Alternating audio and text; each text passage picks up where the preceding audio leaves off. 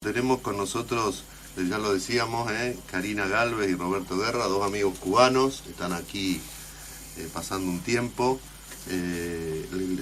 Cuba es un enigma ahora, ¿no? Bueno, desde este programa estamos bregando todo el tiempo para tratar de ayudar como se pueda a que ese hermoso país con gente tan linda, se democratice y vuelva a ser un país normal después de estos 50 y pico años, ¿no? Ahora están pasando algunas cosas interesantes, ¿no?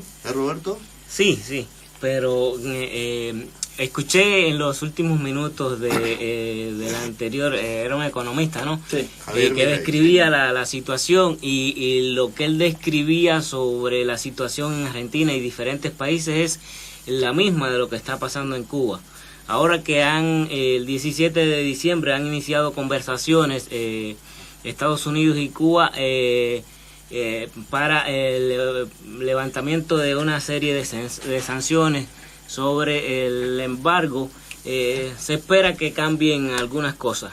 Han habido pequeños cambios en cuanto a que los cubanos puedan salir, pero yo diría que muy pocos cubanos han sido beneficiados con esto, porque un pasaporte cuesta $100. ¿Cuánto es un sueldo en Cuba? El sueldo promedio de un trabajador en Cuba son $20. Y para ir 400 pesos más o menos, ¿no? Son 480 pesos cubanos, sí.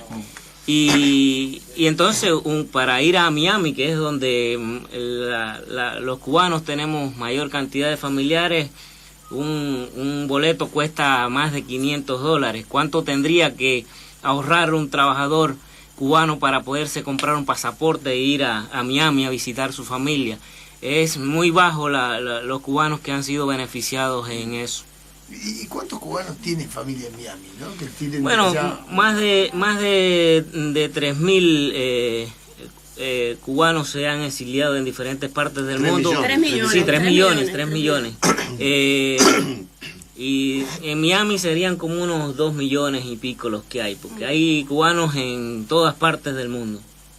Han venido norteamericanos, ¿no? Han venido norteamericanos en los últimos meses. Sí. Han ido varios empresarios para firmar contratos, para empezar, sí. E incluso empresas que quieren abrir en Cuba sobre Internet, porque la conectividad de Internet en Cuba está por debajo de un 2%.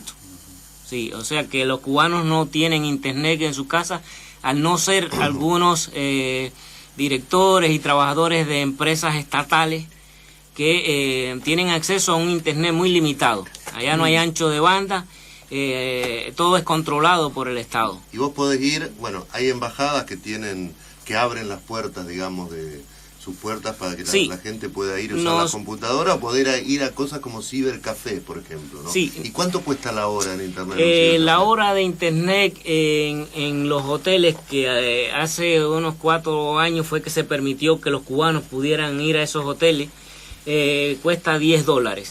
En los cibercafés es entre 2 y 4.50 la hora.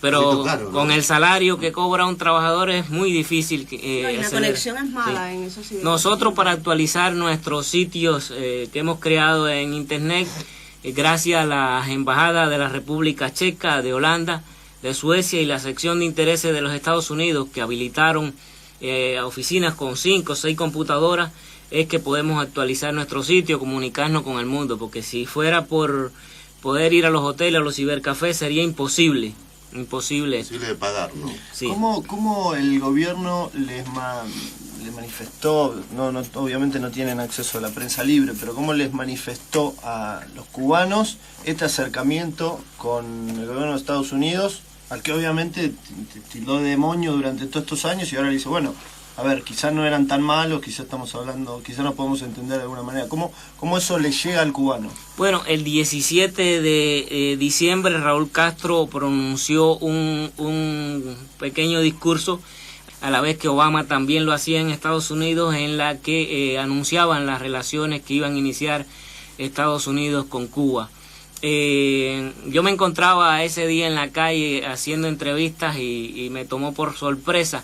Estas entrevistas que hago no lo hago porque me lo permiten, sino porque durante años me he impuesto a a hacer estas entrevistas. He sufrido más de 3 años y medio de cárcel. ¿Cuántas veces te detuvieron, Roberto? Sí, desde el 2003 a la fecha hay más de 180 detenciones que han sido registradas. He sido secuestrado, detenido varias horas, días, por realizar el periodismo independiente. Y la gente ha encontrado como una esperanza en este nuevo diálogo, pero otros no están muy contentos porque creen que no se van a beneficiar. Han sido 57 años bajo un régimen totalitario que no ha permitido nada. Claro, el temor es que termine siendo un gobierno a la China, ¿no? Digamos, claro. Dictadura con economía capitalista. Sí, exacto. Y que esto le dé más aire a un régimen que se está descomponiendo. Que dicho sea de paso, el gobierno argentino, el kirchnerismo, que se dice un gobierno muy demócrata y muy anticapitalista, ¿sabes? Es muy crítico el gobierno argentino al capitalismo. ¿Estamos más o menos de acuerdo en eso, ¿no? Sin embargo, sus mejores aliados son autoritarismos capitalistas salvajes, ¿no? Porque son China y Rusia hoy día, ¿no? Es un poco raro, ¿no? Sí. Pero ese es el temor, ¿no? Me parece que el temor de mucha gente es que esto termine siendo algo que siga la cosa dictatorial con un poco de apertura económica que le dé aire al régimen. En ese sentido, ¿ustedes han escuchado el rumor de que habría un cambio de régimen el año que viene con un tecnócrata que sucedería a los Castro? Hay una versión ahí. Bueno, se habla de que Raúl Castro terminaría su mandato en el 2018. Se especula mucho. Se dice que podría ser su nieto, que podría ser Mariela Castro, su hija. Ajá. Pero realmente eso no, a ciencia cierta no se sabe, porque Raúl Castro no fue elegido democráticamente, claro, sino que su hermano fue quien le dio el poder. Llevan ya 57 años gobernando Cuba. ¿De Fidel se sabe algo o se sabe bien poco? Bueno, presentaron imágenes, fotografías creo que hace como unas 3 semanas, pero videos o sea, que él aparezca en público hace más de 8 meses que no se ve. ¿Cuánta es la población de Cuba? La población es de 11 millones y medio. Y hay 3 millones largos fuera, ¿no? Sí, bueno. 3 millones y medio. 30%. Entre 65 y 70 mil prisioneros, con más de 300 cárceles en toda la isla. Una población penal, la mayoría de la raza negra, encarcelada por robar alimentos y matar una vaca. Están en la cárcel mucha gente. O por intentar, sí, o por estar en La Habana sin permiso. Exacto, y también sí, ahora mismo hay más de 50 prisioneros políticos, entre ellos 2 periodistas, un escritor y activistas que están en la cárcel acusados de delitos que atentan contra la libertad de expresión, como desacato, atentado, peligrosidad social, convicción moral, que son delitos que realmente atentan contra la libertad de expresión. Sí. Pero Karina, alguna gente que reconoce, digamos así, el autoritarismo o el carácter dictatorial del régimen, dice, pero bueno, algunas cosas en Cuba funcionan muy bien. Por ejemplo, la educación y la salud. Sí, es que yo quería decir, estaba escuchando al economista también que habló antes, el economista argentino, que me pareció, bueno, muy claro. No puedo opinar sobre sus ideas porque no sé de la economía argentina, pero sí muy claro y que manejaba muy bien datos e información. Yo creo que el principal problema de Cuba es que no podemos hacer un programa como este, es que no podemos hacer un debate como este que se oiga en la opinión pública, es que no podemos decir opiniones diferentes abiertamente, a no ser que violemos de alguna manera el orden que está establecido, que nos impongamos de alguna manera. Y eso yo creo, o sea, podemos coincidir en algunos números, podemos coincidir en algunas situaciones económicas, muchos países de América Latina y del mundo. Incluso Cuba puede ser que tenga números superiores a algunos países del mundo, pero no podemos hacer un debate, el gobierno no escucha a especialistas, que a no ser que estén de acuerdo con él, o por lo menos públicamente no sabemos, es muy difícil tener acceso a datos y todo eso. Y entonces lo que funciona en Cuba es lo que los medios de difusión que están en manos del Estado dicen que funciona. Yo a veces digo que hemos pasado 20 años, un poco más ya, después de la caída del muro de Berlín. Y bueno, pues Cuba ha tenido la suerte, desgracia, no sé cómo decirlo entre comillas, de vivir estos otros 20 o 25 años que han hecho que los cubanos tomemos más conciencia de que las que se llamaban conquistas no son tales, ya no funciona, hay desempleo en Cuba, la educación es única al servicio del gobierno, al servicio de las ideas del gobierno, la salud pública está muy deteriorada debido sobre todo a la falta de equipamiento, que no es directamente a causa del embargo que tenía los Estados Unidos, porque hace mucho tiempo que esto no funciona bien. Además, Cuba hubiera tenido oportunidad de comprar equipos en otros lugares del mundo. Claro, Toshiba, Siemens. Claro, podía haberlo hecho. Falta de equipamiento, pero también a causa de las misiones médicas, las colaboraciones en otros países que deterioran mucho el sistema de salud.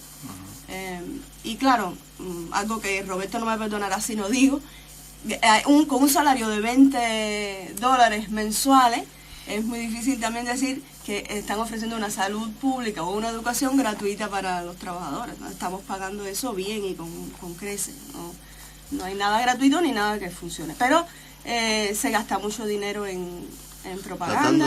Tratando de ver las cosas positivas. Ustedes nos contaban estos días, realmente fue muy aleccionador para nosotros, ¿no?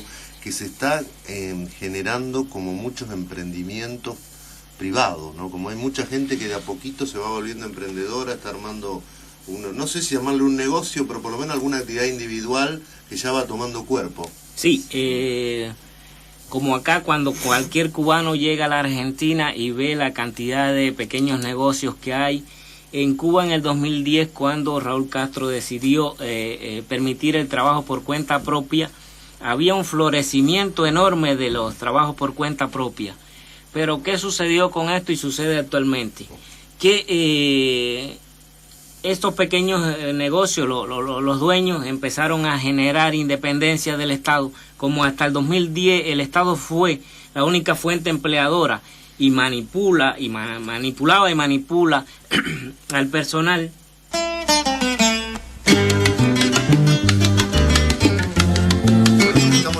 Prácticamente, nos queda un minuto. Jaime, nos quedó hablar de Brasil, que siempre tan importante para Argentina, pero lo haremos el sábado que viene. Lamentablemente lo de Brasil es preocupante porque, por cierto, es el principal socio comercial de la Argentina.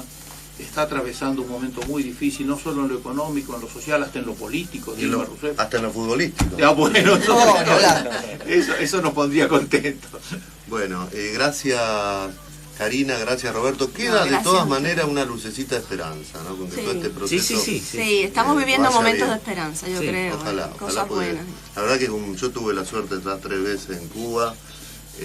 La verdad que siempre mezclándome ahí con la gente, y vamos a ver qué esperanza nos lleva el Papa argentino que va a visitar en septiembre a Cuba. Ojalá sea un aporte también. Bueno, gracias a todos y gracias sobre todo a los oyentes que están allí escuchándonos y aguantándonos desde hace ya más de 20 años. Nos reencontramos el sábado próximo aquí en A Fondo, el programa de Fundación Libertad. Chao.